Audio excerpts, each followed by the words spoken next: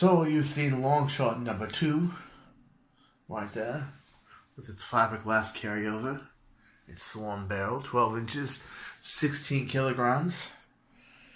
Then of course we've got my Omega long shot that I actually like to keep the magazine in there, and I like to single fire it, believe it or not. It could take a magazine, but I don't know, I kind of like that whole bolt action feel in a stock original blue long shot shell. But of course, when we're talking about long shots, when people think of me, they don't think of either of these two. They think of that one. And we are redoing Big Blue right now. That's right, look at the size of that barrel. Overall length, over 18 inches. From the end of the dot gate to the front. And with a Merlin, it's even longer. Brand new paint in Azure Blue. Brand new gold paint on the accessories. Donning the blue and gold that I always love. Today, we're going to look at projects I'm working on in the current. But first, a word about my new holster rig.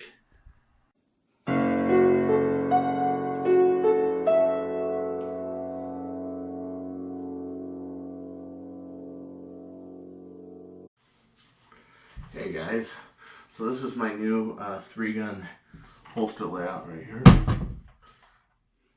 This is what I was playing with this afternoon, except for I didn't have the magazines in here. But this is what I was playing with in the 3 pistols.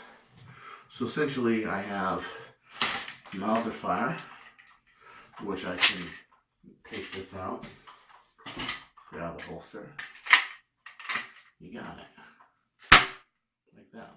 See? Very, very cool. Everything's within reach.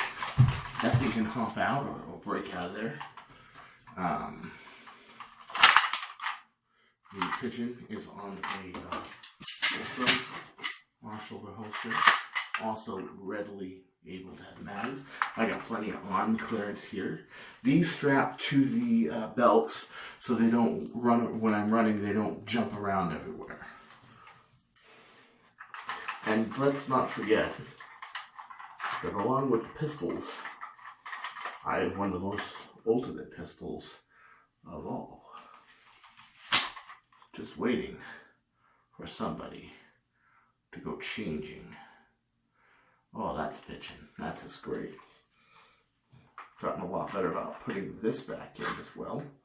Takes a little practice, but you get the hang of it.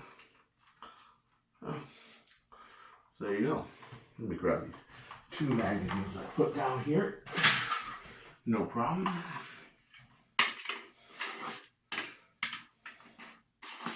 It needs a little bit of trim work, but as you can see, it's pretty good. So another thing I was doing is that Big Blue needed a paint job. So, I painted it in Test Store's Azure Blue. I sanded it really good. It looks really killer. Here, let me get you some more light. Yeah, it looks really, really bitchin'. Real light passes over it, over the whole thing. It was blue before. Titan painted it, but I decided to throw some Test Store's enamel on top of it, sand it. Yeah, wow, it does look cool. Of course, this is the only metal alpha kit out there.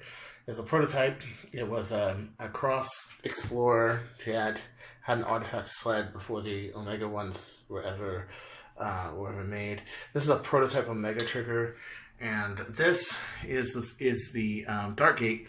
As you can see, it's fiber tape reinforced. It's the reason I don't need a metal dart kit, because it's really reinforced. It doesn't really need. It's got the 16-inch barrel, as you can see. You can add a Merlin on that, and it shoots very accurate. Going a little softer on the spring load this time. I'm just going to go with a 14 and an 8 rather than an 18. And yeah, that feels about equivalent, except the 18 is a lot higher with spring rate. It goes a lot faster, even though it's a lower yield. But it should get me around 300, 310. I don't really want to go past that, to be honest. And then I redid the gold accessories in gold. Again, I'm using Test Store's spray enamel.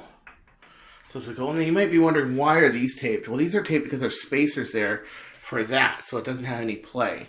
And I wanted to keep them. And the thing you have to understand when you're around me is I will pick form and function over looks any day. But this won't look too ugly. It will look fine.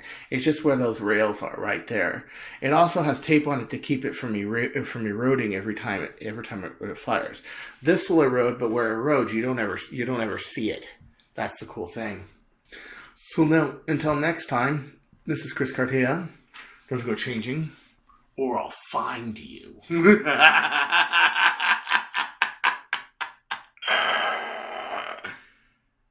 Oh, forget about me.